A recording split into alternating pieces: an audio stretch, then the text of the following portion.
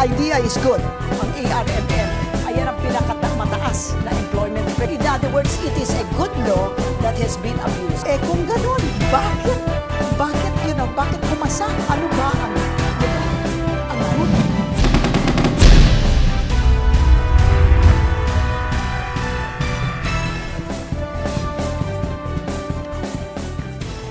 Simula pa lang po ng kampanya, parati na lang sinasabi ng mga presidential candidates na sila ay mahirap, makamahirap, para sa mahirap, at mag-aahon sa mga mahirap.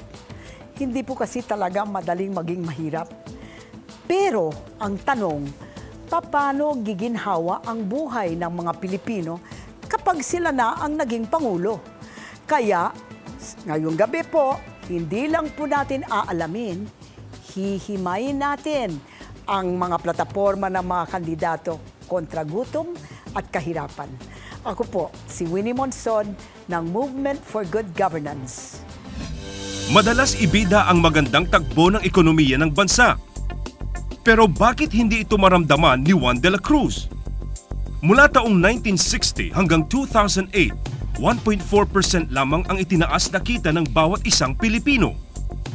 Malayong-malayo ito kumpara sa mga kapitbahay natin sa Asia na umangat ng 3.6% hanggang 6%. Sa kasalukuyan, lagpas 30% ng mga Pilipino ay mahihirap.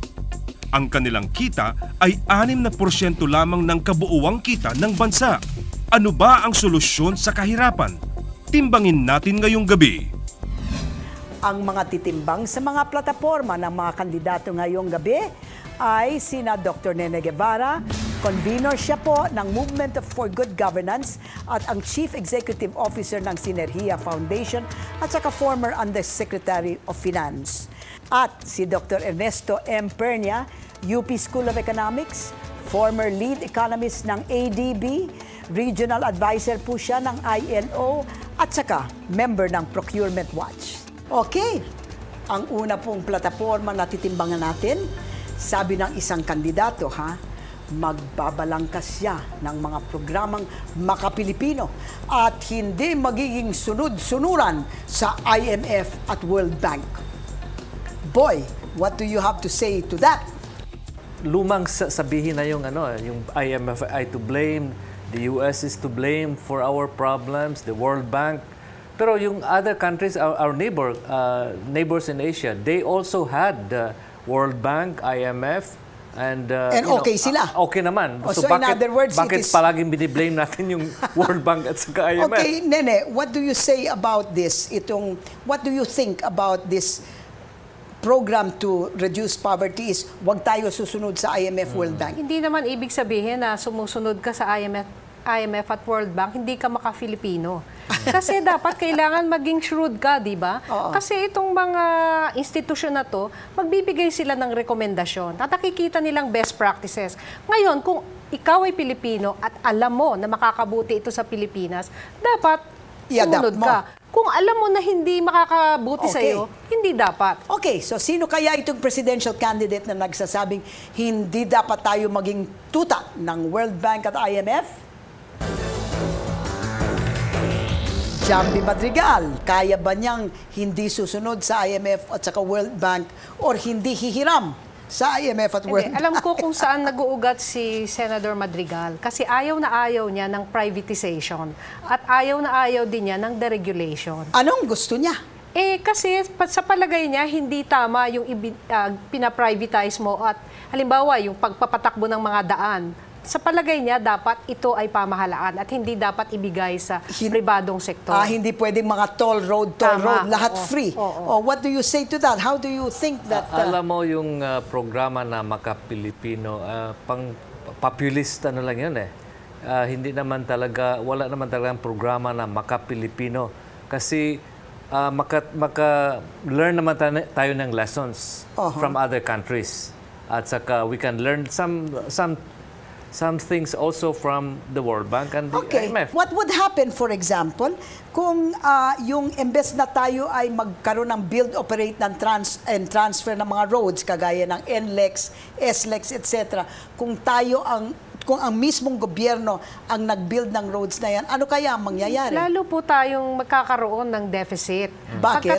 Kasi po kailangan ng malaking pondo yun di ba? Tapos ang pamahalaan hindi marunong mag-charge ng tamang toll fee kasi parating puro libre. Okay. Lalo talagang magkakahirap-hirap tayo. So ano ang pagtitimbang ng ating mga eksperto sa nabanggit na plataforma ni Senator Jambi Madrigal? Both of you, hindi ka panipaniwala. Okay, unanimous yung dalawa nating eksperto. So let's go to the next. Ito naman po ang sunod nating titimbangin. Nangangako ang kandidatong ito na kapag siya ang nahalal ng taong bayan, pag-aaralan ulit niya ang labor code para lunasan ang problema ng contractualization ng mga manggagawa. Wow, itong contractualization problemang ito is talagang malala.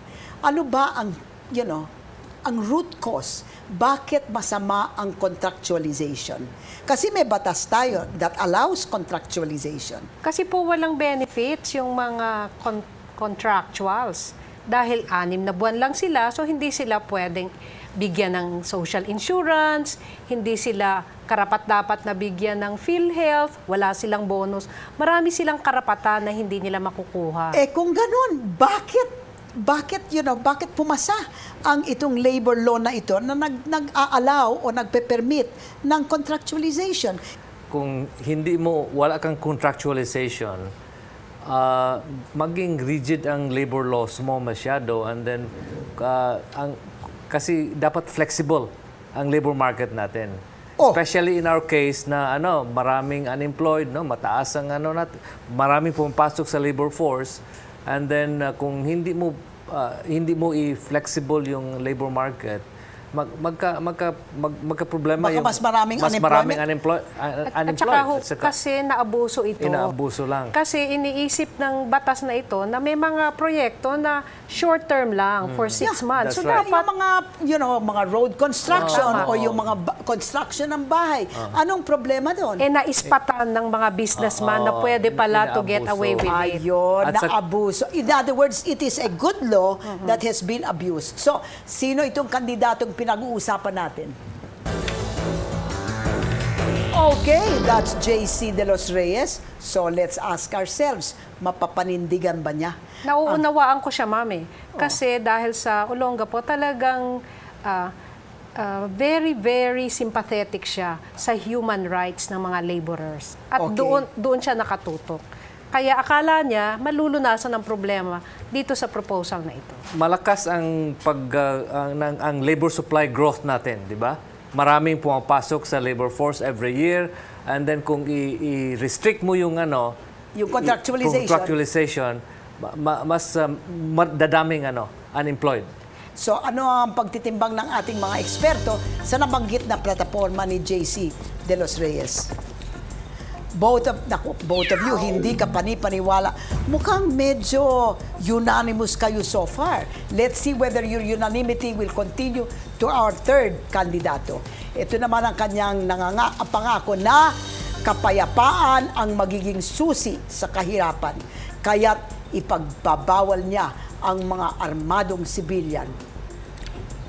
May basihan kaya itong platapormang ito?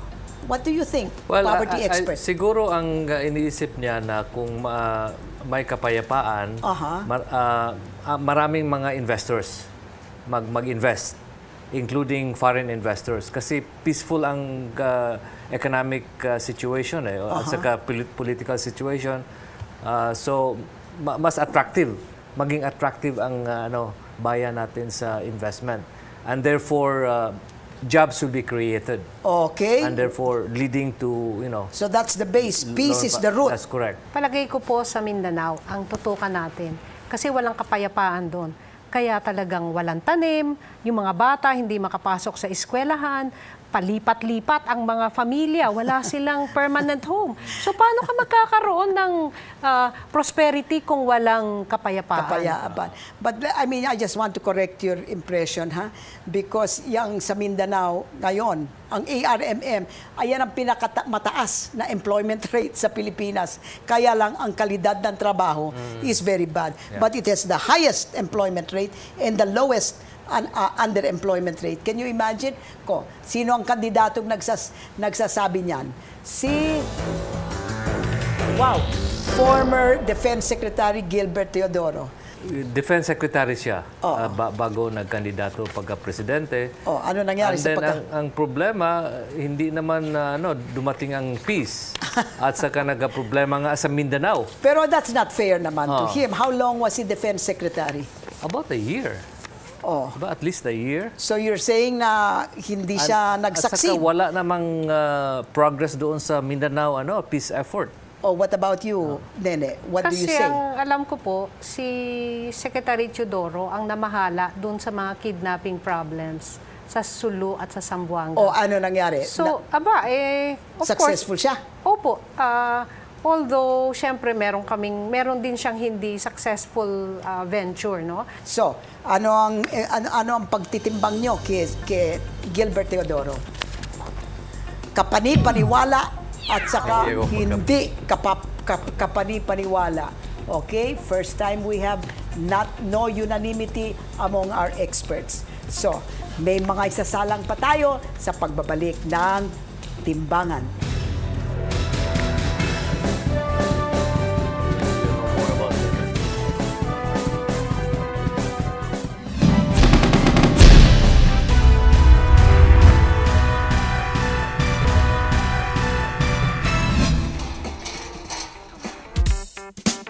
Yeah, come on. Hey mga pare, bakit nga ba ganito ang buhay nating mga Pilipino? Hindi na nga ba tayo magbabago, mabigat ang trabaho, maliit ang sweldo? Wala nang makain, baon sa kahirapan, wala ding pera at baon pa sa utang. Ang mga mayayaman, pasarap ng pasarap, ang mga mahihirap, pahirap ng pahirap. Break it down. Mahirap o mayaman ang buhay ng Pinoy? Mahirap. Mahirap. Mahirap. Sobrang hirap. Hindi pwedeng hindi ka kumilos para mabuhay sa lahat ng oras. Mahirap ka ito, matuman eh. Wala akong trabaho till now. Kakapurit na nga ang kinikita, hinahabol pa. Mahirap magpahinga. Kailangan puro trabaho. Puro trabaho na lang eh. Walang asenso eh. Nagpapatuloy po tayo rito sa timbangan. Ang sunod namang kandidato naman nangangako na babawasan ang budget na pambayad ng utang ng gobyerno at ilalaan ito sa mga social service programs. He will reduce the debt service and put it to social service. Posible bang mangyayari ito at anong epekto nito? It's probably not feasible. Why? Kasi, ang problema, yung kung hindi, mahirapan tayo mag-utang. In the future, if we, we reduce... Kung hindi tayo babayad, hindi tayo makakautang. Kung hindi tayo babayad. So, yun ang problema dyan. Is this feasible? Hindi ito independent, ma'am. Kasi dapat may kolatilya ito. Mababawasan lang niya yung debt service kung magtataas siya ng kolekta ng buwis. Tignan muna natin kung sino itong kandidatong nagsasabi niyan. Sino yan? Okay, dating Pangulong Joseph Estrada. What do you think? He can try, pero hindi siguro siya magtagumpay kasi sabi ni Nene na mas marami ang utang natin sa mga Pangloob. Pilipino, pangloob. Kesa sa utang maski sa labas, mahirapan rin tayo sa labas kasi kailangan pa natin magutang sa labas. Ma'am, ako, excuse me lang ha. Kasi sa panahon ni President Estrada, bumaba yung tax effort from 17 to 13%. That's right. Tapos, lalo pang lumaki yung debt service. Ibig sabihin, mas malaki pa yung ibinayad niya sa utang kesa kay President Ramos. So parang paano niya sasabihin babawasan ng budget? Nako, so ano ang pagtitimbang ng ating mga eksperto sa nabanggit na plataforma ni dating Pangulong Erap Estrada? Hindi ka panipaniwala. Ayan, unanimous na naman ang experts natin. Okay, ito naman ang sunod nating titimbangin na sinabi ng isang kandidato. Ipapaayos daw niya ang mga patubigan at magpapagawa siya ng mga post-harvest facilities para sa mga magsasaka. Ano ang say nyo dyan sa ganyang klaseng recommendation o plataforma? Magandang programa yon kung magawa niya at saka yung post-harvest facilities palagi na sinasabi yun na kulang tayo sa post-harvest facilities. Wala namang nangyayari dyan. Tayo muna. But first, the idea is good. Yeah, the idea is good. Because By itself. ang irrigation is going to double, for example, our rice production. By itself. By it's itself. good. Okay, so tignan natin kung sino itong kandidato at kung kaya niyang gawin yan. Sino ito? Manny Villar. Okay. Do you think that Manny Villar is going to be able to follow through dito sa irrigation at saka post-harvest facility based on kanyang performance in the past? What do you say, Nene? Wala nga akong ilang taon na siya sa Kongreso at sa Senado.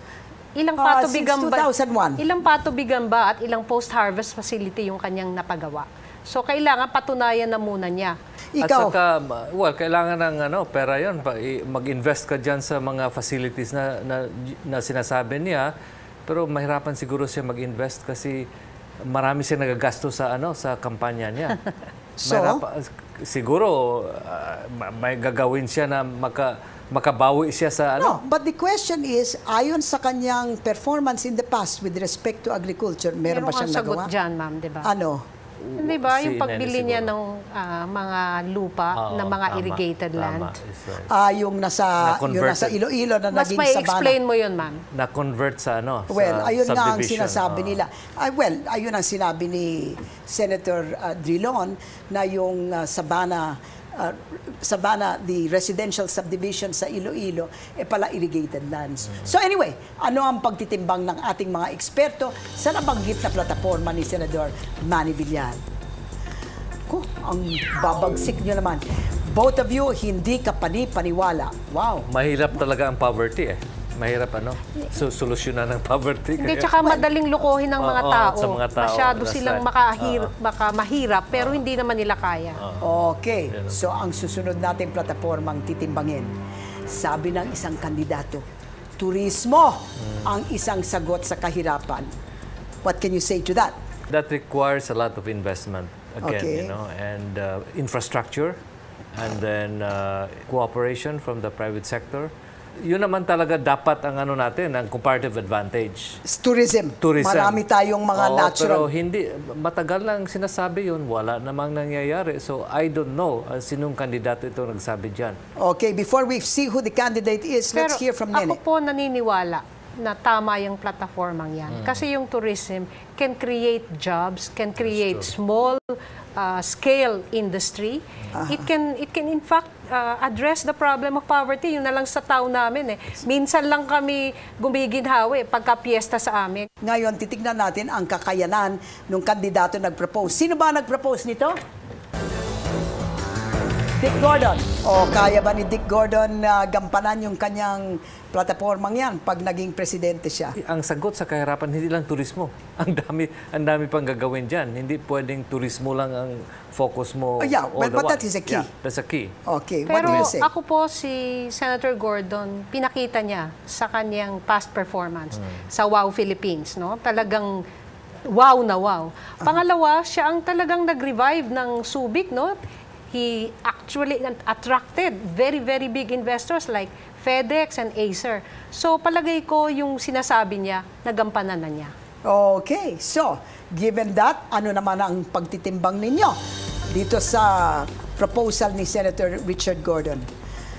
Siguro, Both of you, kapani-paniwala. So, unanimous na naman. Huwag kayong aalis dyan. May mga isasalang pa po tayong plataforma sa pagbabalik ng timbangan.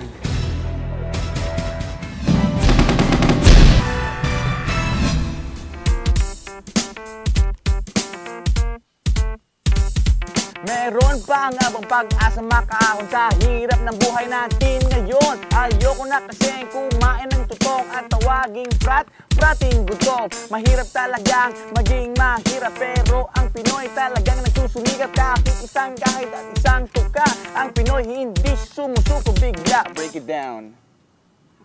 Mahirap o mayaman ang buhay ng mga Pinoy? Minsan kasi 'di ba nasa ibabaw, minsan din nasa ilalim. Meron naman mayaman, meron mahirap Hindi pare-parehas. Parang gulong lang ng buhay, 'di ba? Kung talagang mahirap ka, gano'n na yan. Mahirap ka na talaga. Ang buhay ng Pinoy mayaman. Okay. Huwag natin hindi nang hirap. Basta magsikap lang tayo. Pero tingin ko talaga maraming mas mahirap ngayon. Karaniwan, mahirap. Oo. So, masikap kasi ang Pinoy, kaya umaangat. Nagbabalik ang timbangan. Ang susunod nating platapormang titimbangin, pagbibigay ng libreng edukasyon para sa mga mahihirap at pagpapatayo ng mga pamantasang publiko sa bawat probinsya. What do you think? Libre na ang edukasyon, di ba? Yung basic education, dapat Yes. libre. Pero ang problema lang, malaki pa rin ang out-of-pocket cost ng mga parents. Yun na nga yung problema eh. Lahat ng pamantasan ginagawang publiko. Kaya akala ng mga tao lahat libre. Kaya lahat ng pamantasang ito kulang na kulang sa gamit. Kasi nga walang gustong magbayad ng tuition fee. So, hindi kailangan na napakaraming pamantasang publiko. What about itong libreng edukasyon para sa mahihirap? Ano ang say mo dyan sa platapormang yan? Hindi niya nauunawaan na talagang ang daming problema sa edukasyon, hindi lang yung libre. Napakalalayo ng paaralan, gutom ang mga bata, ginagamit sila sa mga magsaka. Okay, so ang plataporma pong ito ay mula kay Eddie Villanueva. Brother Eddie, so what you're saying is that the proposal is ab initio not feasible or not good. Ganun ba? Palagay ko po hindi niya nauunawaan yung libreng edukasyon. Akala lang niya libreng tuition fee. Kung libre yung tuition fee, makakapasok na yung mga bata. Hindi po, brother. Napakalalim ng problema. Ganun ba? Malaki ang, Do you agree with that? Malaki ang non-tuition cost ng edukasyon. Kung gano'n, ano ang pagtitimbang ng ating mga eksperto dun sa nabanggit na plataforma ni Brother Eddie Villanueva? Hindi ka pa wow! Medyo mababagsik kayo ngayong gabi, So, well, but poverty is a very important. And education is really the key to poverty. That's correct. Removal. Pero, what you're saying is that Brother Eddie's suggestion is not Hindi po relevant. swak. Hindi swak. Hindi swak. Okay, so ang huling plataforma nating titimbangin, lalabanan daw niya ang korupsyon para mapababa ang cost of doing business dito sa Pilipinas. What do you think of that? Ugat ng poverty ay korupsyon, Okay. misgovernance. Okay. And then weak economic growth. Okay. So ang sinasabi diyan na kung ayusin yung investment environment, the cost of doing business, Darating ang mga investors. Darating ang mga investors at saka Job mag-create creation ng na job naman. creation at saka, well, it will lead to poverty reduction eventually. Okay, what do you say to that? That sounds... Kaya po, malaki ang cost of doing business. Isa ang Pilipinas sa pinakamalaki ang cost of doing business. Kasi, Ang Pilipinas? Kasi daming kumokotong. So, hindi maliwanag yung rules. Bakit hindi maliwanag yung rules? Kasi gusto under-the-table transaction. Kailangan may political patronage. At saka ang corruption sa Pilipinas, unpredictable ang amount eh. Okay. Other countries, parang rules-based ang corruption eh. Pa 10%, no? Kung magbayad ka, meron talagang resulta. Pero dito wala. dito, Okay. Kininong plataforma ito? Itong plataforma pong yan ay sinabi ni Noynoy Aquino. Okay, question. Kaya ba ni Noynoy Aquino na gagawin itong reduce the cost of doing business in the Philippines? At susugpuin daw niya ang corruption. Para sa akin, may sinseridad si Noynoy. Problema lang, parang wala pa siyang napakita in terms of reducing corruption. Okay, what do you say, Nene? Wala po akong base na sabihin na kaya niya. Kasi matagal na rin siya sa pamahalaan, hindi rin siya nakatulong sa pagsugpo ng corruption. Pero sa palagay mo, in other words, he himself, meron bang bahid na corruption yung kanyang pagiging official? Siguro, bilang leader, magsaset siya ng magandang example. So, ano ang pagtitimbang ng ating mga eksperto sa nabanggit na plataforma ni Senador Noynoy Aquino? Pwede na. At saka? Parang pwede na rin sa akin. Pwede na rin. Narinig na natin mga kasama ang mga plataformang matimbang at kulang. Paglilinaw lamang po, ilan lamang yan sa mga plataforma ng mga kandidato sa pagkapangulo. So, ito na ang final results natin po ng pagkatimbang ng ating mga eksperto dito sa ating mga kandidato. Okay. Ang daming X. Nako, isa lang yata o isa lang ang kapani-paniwala si Dick Gordon. Nako, wow! 1, 2, 3, 4, 5 ang hindi makapani-paniwala. Si Jambi, si JC De Los Reyes, si Joseph Estrada, si Manny Villar, at saka si Eddie Villanueva. Ang pwede na is Noynoy Aquino at saka yung Si Gibo both, opposite extremes. Yung isa ay hindi kapani-paniwala at yung isa ay kapani-paniwala, si Gibo. So only in that was there some lack of unanimity. Sa akin, ang susi out of poverty is really education.